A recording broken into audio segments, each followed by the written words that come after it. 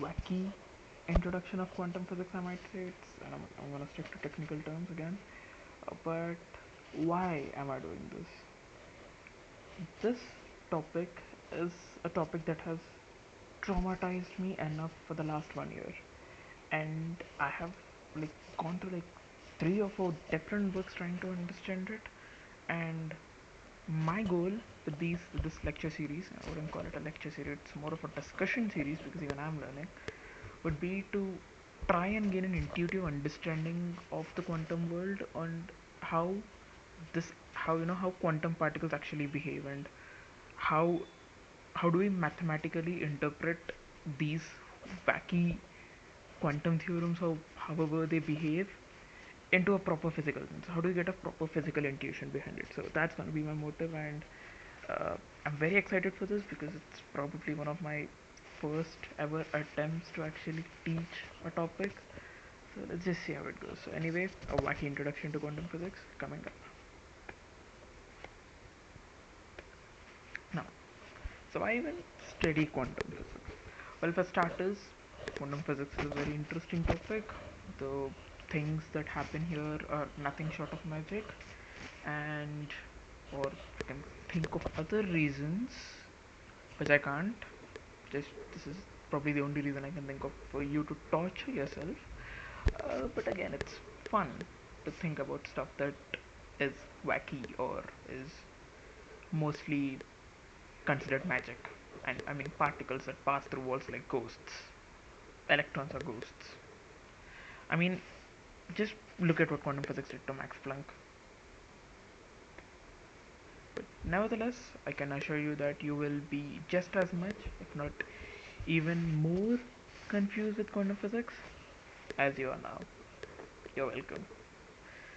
So, what will be the topics that we will be touching upon? Because again, quantum physics is a very vast field of interest, and there are multiple topics in it. Like we have perturbation theory, we have quantum field theory, quantum computing, etc., etc. But when we start with the ground basics, we will be talking about three main subjects, which are the general principles of quantum physics and the wave equation, probability, observables, and operators, and how they interlink with each other, and expectation values and the uncertainty principle. Again, uncertainty principle is probably one of the most basic fundamental concepts of quantum physics. The Heisenberg's uncertainty principle, it is just beautifully how we derive it, and we will be making an attempt to derive it using the Fourier series and the Fourier transform of the wave function, which we'll be touching upon in the near future. Again, these will be all the topics we will be discussing as we start to attempt to understand the wacky world of quantum weirdness. So, how is quantum physics different from classical physics? I'm glad you asked. Well, the main difference between the fact that quantum particles exhibit dual behavior, which is again famously called the wave particle duality.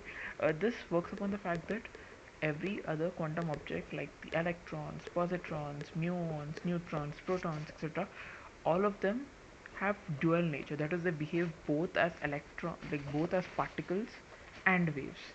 And from classical mechanics, we know that waves and particles have different ways of dealing with them. The force for a wave, the velocity of a wave, or the velocity of a particle.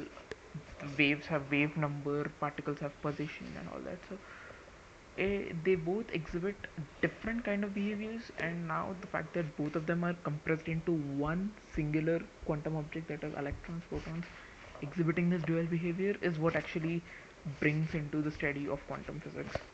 Now, because this dual nature, these particles cannot be studied using the laws of classical physics, as we have discussed. So we had to come up with a different set of rules that govern these quantum particles. Now let's take an example. Say we have a ball moving in space, like this bouncy red ball that I scraped off the internet. Now, from the perspective of a classical mechanics, if we had the position of a ball in space, that is x, and then the function of as a function of time, that is x of t, basically at what position the ball is at a given instant in time. With this information, we can find the velocity of the ball, that is the first derivative with respect to time, and then the acceleration of the ball, that is the second derivative with respect to time.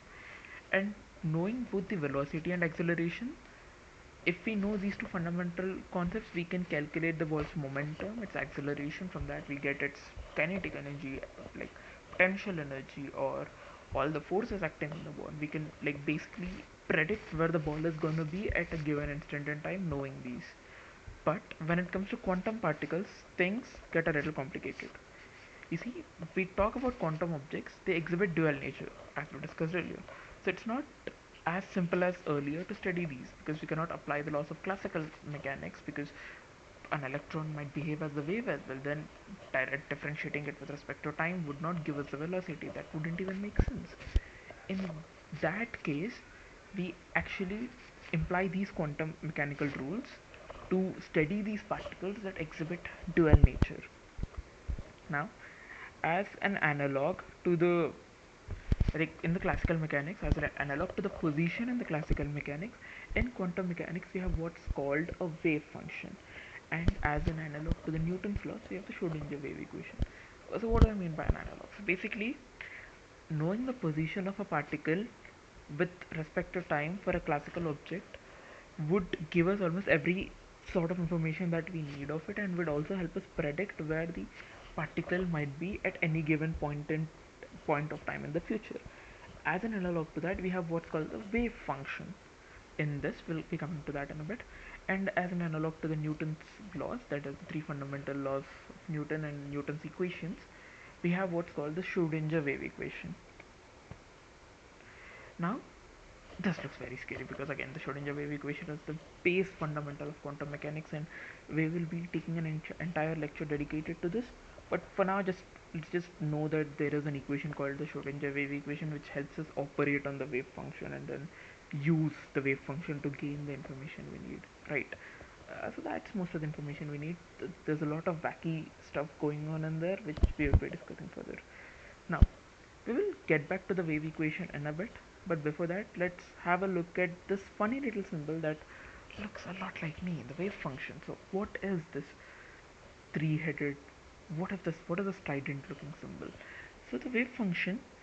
This is called the wave function, and you can think of it as an analog to the position of a particle in quantum mechanics. Basically, how knowing the position would give us an idea of where the particle is. Here, knowing the wave function of the particle will give us an idea of where we can find the particle. I'll be coming to this in a bit. Now, what's so special about this function, you may ask? Because again, the wave function, we have many functions. So, what is something special about this wave function that makes it unique to quantum mechanical objects? So, for starters, the wave function is not a real function; it's a complex function. And being a complex function means that it has both a real part and an imaginary part.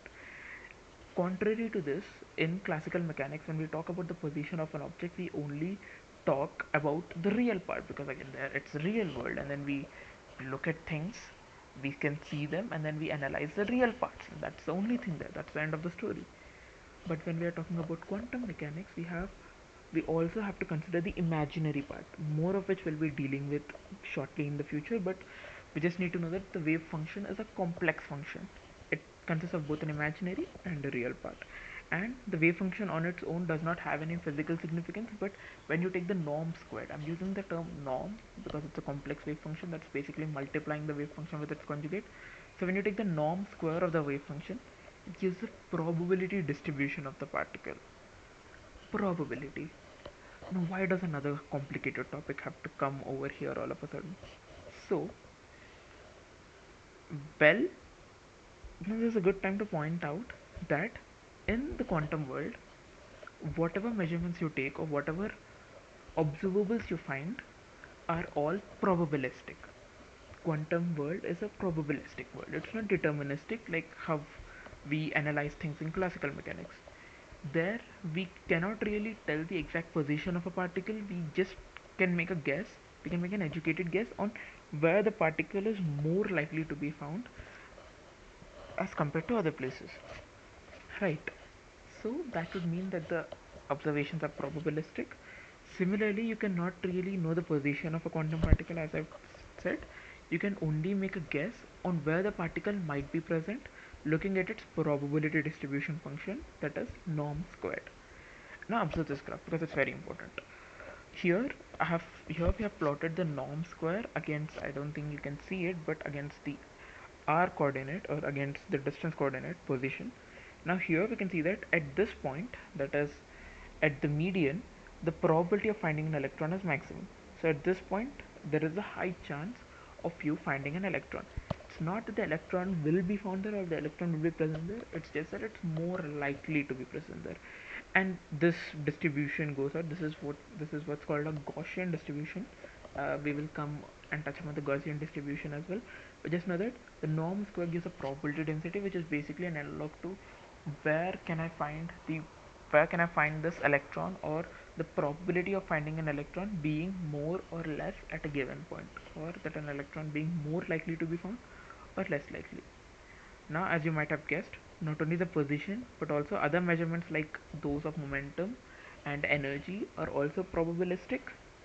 And in the coming lectures, we will make an attempt to understand the wave function and how we operate on the wave function or using the wave equation.